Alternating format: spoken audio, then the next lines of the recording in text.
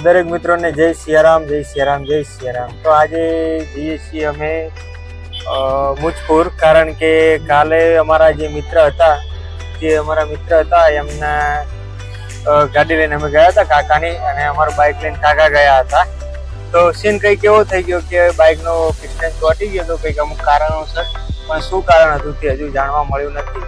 પણ હવે જે બાઇક ત્યાં કાકા મૂકીને આવ્યા હતા એ બાઇક હવે અમારે રિટર્ન લેવા જવાનું થાય છે. અને વચમાં જે અમારા લાલજી મહારાજ છે ગૌ સેવક, એમને પણ મળવાનું છે, કેમ કે કથાનું આયોજન કરેલું છે. તો એટલા માટે એમને મળી અને બાઇક લઈ અને રિટર્ન ઘરે જે અમારે રિટર્ન થવાનું છે. તો આજે જઈએ છીએ હું અને મારા જીજાજી બંને કાકાને લેવા જવાનું હતું, પણ કાકા થોડા કામમાં હતા એટલે અમે બંને અત્યારે નીકળ્યા છીએ.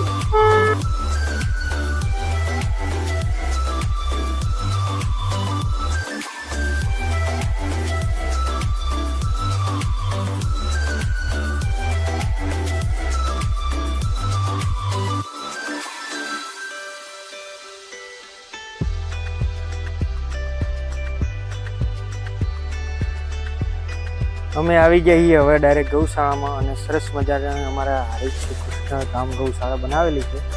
તો આવી ગયા ને હવે થોડું તમને ગૌશાળાનું બતાવીશું અને ડાયરેક્ટ જઈએ લાલજી મહારાજને ત્યાં.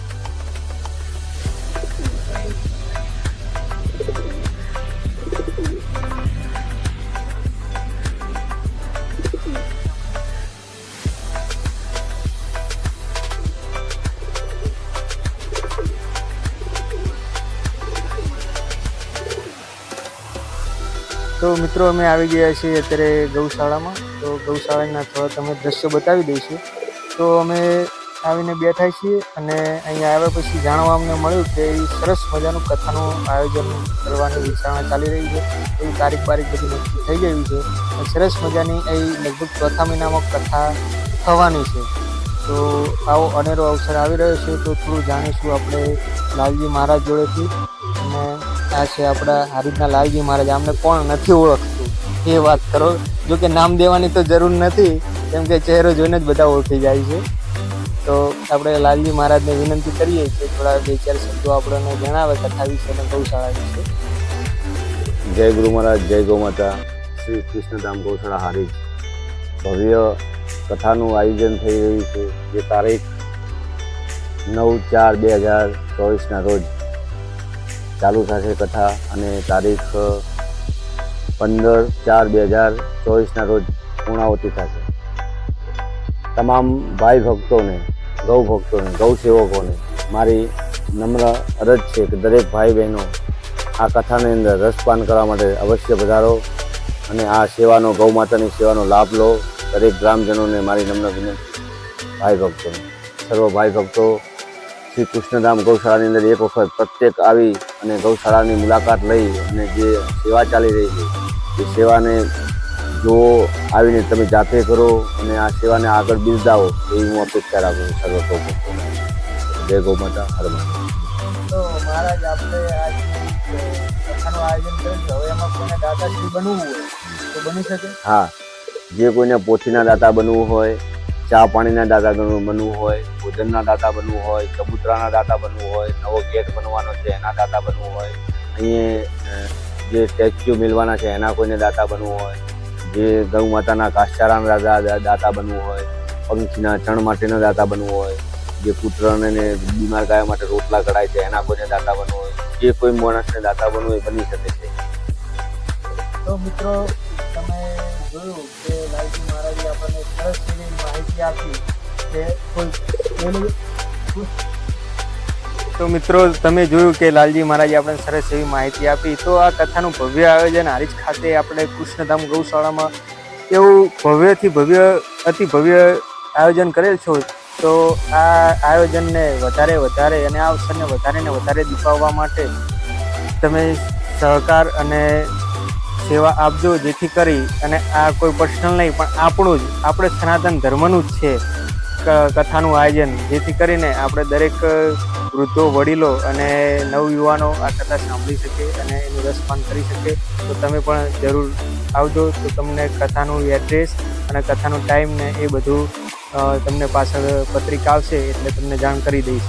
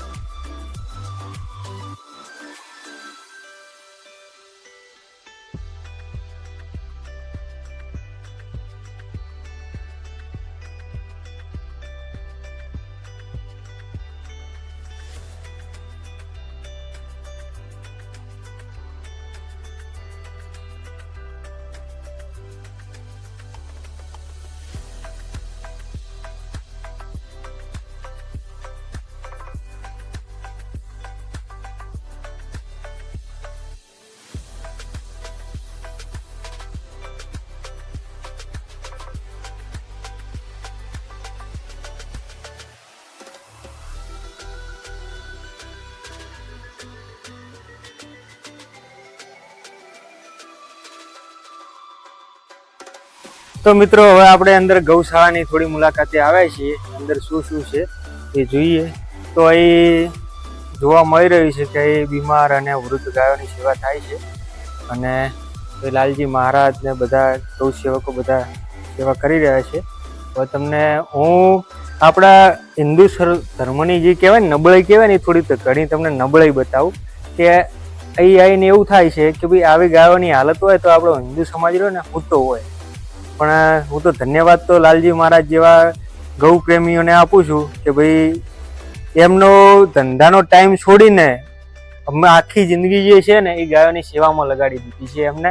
તો હું તમને ખાલી ગાયોના થોડા દ્રશ્યો બતાવું કે તમને આમ થશે કે ભાઈ આપણી ગૌ માતાની આમ તો આપણે માતા કહીએ છીએ પણ આપણે એમની કદર તો આપણે કરતા જ નહીં કે આપણી ગૌ માતાની આવી હાલત થઈ ગઈ છે.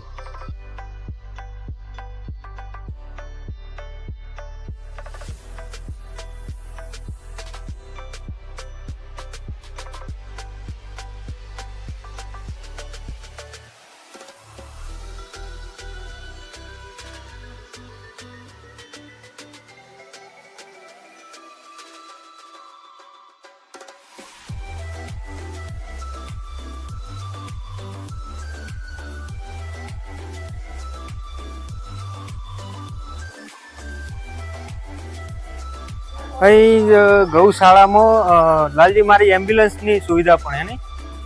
તો લાલજી મહારાજે એમ્બ્યુલન્સની સારી એવી સુવિધા કરેલી છે. લાલજી મહારાજ તમારો નંબર ખાલી કહી દો જેથી કરીને કોઈને આવી તકલીફ હોય તો એ તમને જાણ કરી છે. હેલ્પલાઇન નંબર છે આપણો 81 41 29 29 72 અને મારો નંબર છે 94 081 80 335. તો કોઈ પણ ગાય લૂલી લંગડી કે બીમાર તમને જણાય તો લાલજી મહારાજનો સંપર્ક કરજો જેથી કરીને તમે સેવા ના કરી કોણ તો વાંધો નહીં પણ આંગળી ચીંધવાનું પુણ્ય પણ તમને મળી રહે. શું કેવું લાલજી મહારાજ?